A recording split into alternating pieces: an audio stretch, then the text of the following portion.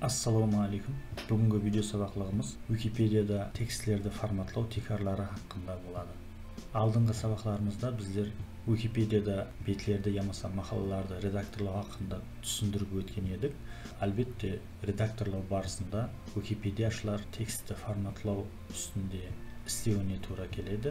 Ham Wikipedia'da tekstlarni formatlov uchun arnauli sintaksislar, ya'ni kodlar to'plami qo'llaniladi. Arnauli belgiler hakkında ma'lumotga ega bo'lish uchun Qoraqalpoqcha Wikipedia'ning Qapptal betindagi jardam bo'limini kirib, o yerda joylashgan tekstni formatlov betini o'tishingiz kerak. Sol yerda Qoraqalpoqcha Wikipedia foydalanuvchilari uchun tekstni redaktorlash kodlari, misollari bilan ko'rsatilgan. Bu kodlarning ko'pchiligi oldingi saboqlarimizda tushuntirib o'tgan vizual redaktor ham kodli redaktor kengaytmalarining asboblar panellerine de o'rnalashtirilgan. Agar жаңа foydalanuvchilar bu arnauli kodlarni qo'llanib o'z ustida ishlab tajriba ham ko'nik bilan arttırmoqchi bo'lsa, buning uchun betning jo'xarigi o'ng yonidagi foydalanuvchi panelida joylashgan qaralama betini kirib, sol yerda ishlab ko'rgani ma'qul. Buning uchun o'zimizga qulay bo'lgan redaktorlash maydonini ochamiz. Ham arnauli belgilarni tekstler bilan birga o'sha qaralama betida yozib ko'rib o'rganamiz. Tekstni yozib o'tiruv ko'p vaqtda oladigan bo'lganligi uchun biz o'zimiz oldin ola tekst tayyorlab qo'yganmiz. Hozir soni ko'chirib olib, redaktorlash maydonina qo'yamiz. Ham o'sha tekst misolida asboblar panelida joylashgan tekrorli tugmalarning ishlovini ko'rsatib o'tamiz. Formatlovga kirishdan oldin asboblar panelining o'ng chetida joylashgan ko'rib shug'ul tugmasini bosuv orqali oldin ola ko'ruv funksiyasini qo'shib qo'yamiz. Ham bizning formatlov iskerligimizning natijasi redaktorlash maydonining o'ng bo'lagida jonli ko'rinib turadi. Asboblar panelining birinchi tugmasi juvon shrift tugmasi. Aytaylik, birinchi gapdagi qaralama beti so'z dizbegin juvon, ya'ni qalin yozuv bilan anglatuvni qalaymiz. So'ng uchun uni belgilaymiz, ham juvon shrift tugmasini ustiga bosamiz. Ikkinchi tugma qiya shrift tugmasi. Misol uchun birinchi gapdagi жаңа foydalanuvchilar so'z dizbegin qiya yozuv bilan anglatmoqchi bo'lsak, uni belgilaymiz, ham qiya shrift tugmasini ustiga bosamiz. Üçüncü tugma bu siltama qo'shuv tugmasi. Bu tugmaning yordamida maqolamizdagi yamasa tekstimizdagi belgili bir qara so'z ko'rinishidagi tushunukni Qoraqalpoqcha Wikipedia'da joylashgan sol atamadagi maqolaga olib o'tuvchi siltamaga aylantiramiz. Misol uchun, ikkinchi gapimizning bosindagi Wikipedia so'zini belgilab olamiz, ham siltama qo'shuv tugmasini ustiga bosamiz. Bizga baylanishli ayna ochiladi.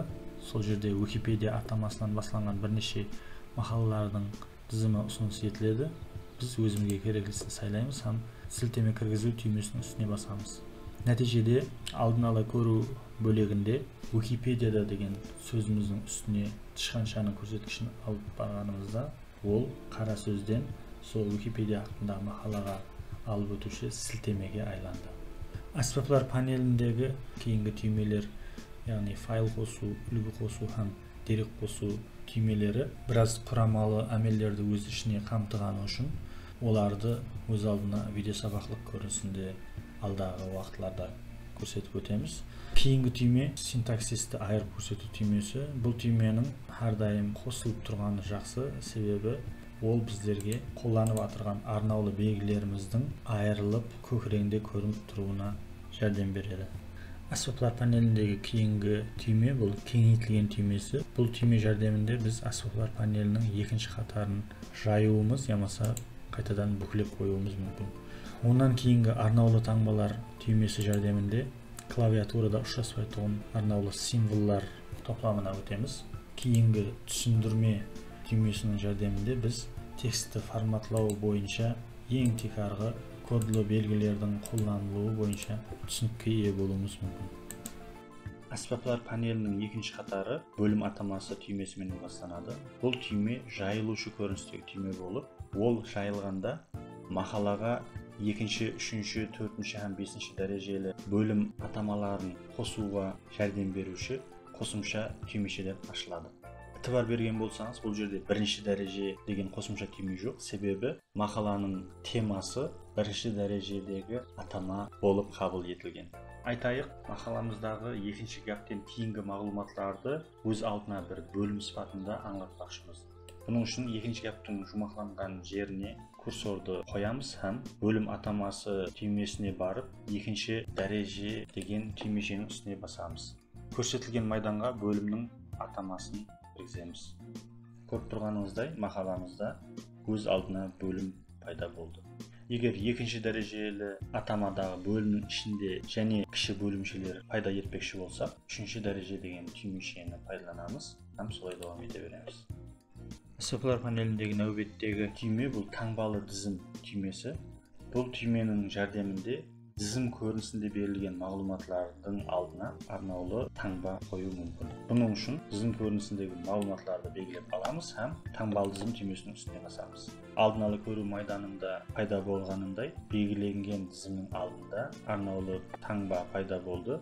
Бұл таңба стандарт көріністегі таңба болып, егер сіз басқа көріністегі таңбаларды пайдаланбақшы болсаңыз, оны әрбір қатардың алдына қолданып қойып отыруыңыз керек болады. Аспаптар панеліндегі кейінгі түйме нөмерлі тізім деп аталады. Бұл түймеде тізім көрінісінде мағлұматлар үстінде істеуге арналған болып, оның жәрдемінде тізімге номер қойып шығу мүмкін.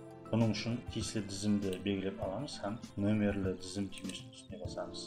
Алдын ала көру майданшасында белгіленген тізім номерлі көріністе пайда болды. Аспаптар панеліндегі кезектегі түйме бұл wiki форматлауды бекарлау түймесі. Бұл түйменің үстіне бассақ, редакторлау майданында ашылушы һәм жабылушы no-wiki тегілері пайда болады. Бұл синтаксистердің айрықша қасиеті төмендегіден ібарат. Бұл ашылушы һәм жабылушы no-wiki тегілерінің ортасында жайласқан текст үстінде ісленген әрқандай форматлау ұсынлары бекар болып кетеді. Мысалы үшін біз бұндан алдын тізім көрінісіндегі мағлұматларымды таңбалы һәм нөмірлі көрініске алып келген еді. Енді сол форматланған мағлұматларды белгілеп алып, wiki форматлауды бекарлау түймесінің үстіне бассақ, белгіленген текст үстінде алдын ісленген форматлау әмелдері бекар болады һәм мағлұматлар әпуайы қара текст көрінісіне айланып қалады. Бұл түймені қашан пайдалану мүмкін?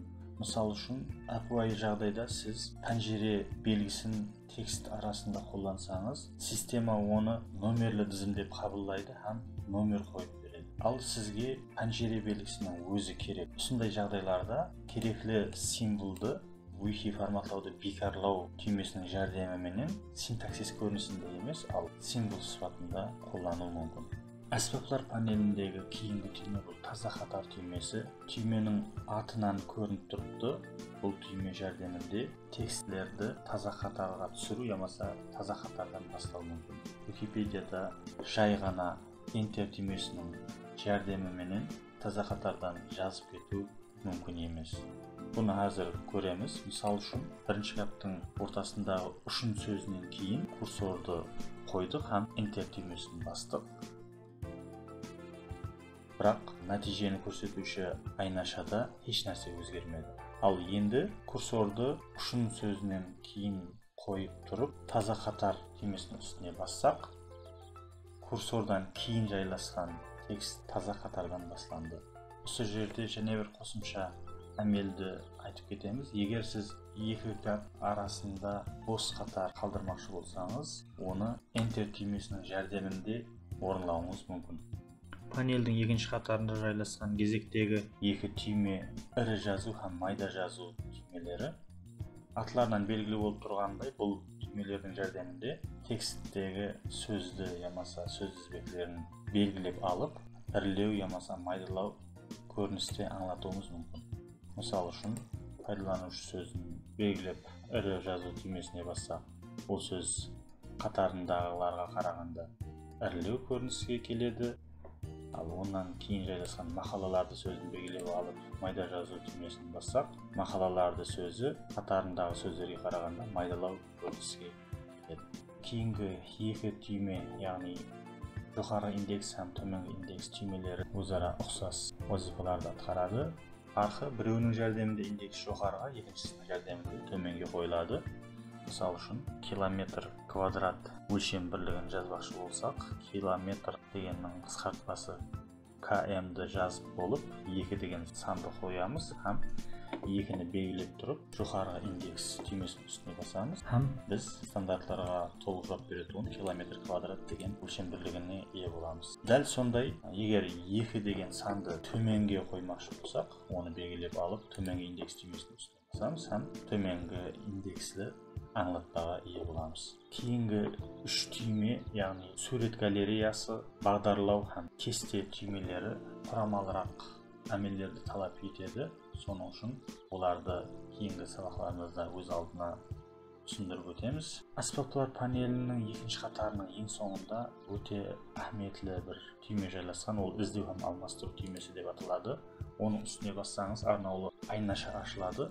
Бұл түйменің жәрдемінде белгілі бір сөзді тауып, оны басқасына тез алмастыру мүмкін. Айтайық, мақала жазу барысында біз бір сөзді бірнеше орында қате көріністе жазып қойдық һәм оны мақала жазуды жұмақлағаннан соң сездік. Осындай жағдайда мақаладағы әрбір сөзді іздеп, оны дұрыстап отырмастан, осы іздеу һәм алмастыру түймесінің жәрдемінде сол қате жазылған формасын іздеу деген майданшаға, ал дұрыс версиясын мынаған алмастыру деген майданшаға кіргізіп, бірнеше секундтың ішінде барлық қате жазылған мағлұматтарды дұрысына алмастырып қойсақ болады.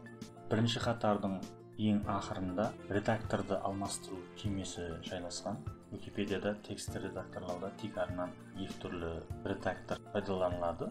Біреуі визуалды редактор, екіншісі деректі ямаса кодлы редактор. Қазір біз мысалдарымызды кодлы редакторлау майданында көрсетіп өттік. Ал бұл түйме болса, бізге осы істеп атырған мағлұматтарымызды сақлаған жағдайда визуалдық редакторлауға өтуге жәрдем береді. Визуал редакторлау майданшасы осы көріністе болады. Бұл жердегі түймелерде деректі редакторлаудағылармен дерлік бірдей болғаны үшін түсіндіріп отырмаймыз. Бұл жерде де аспаптар панелінің ақырында редакторды алмастыру деген түйме бар. Соның жәрдемінде қайтадан деректі редакторлау майданымызға қайтамыз.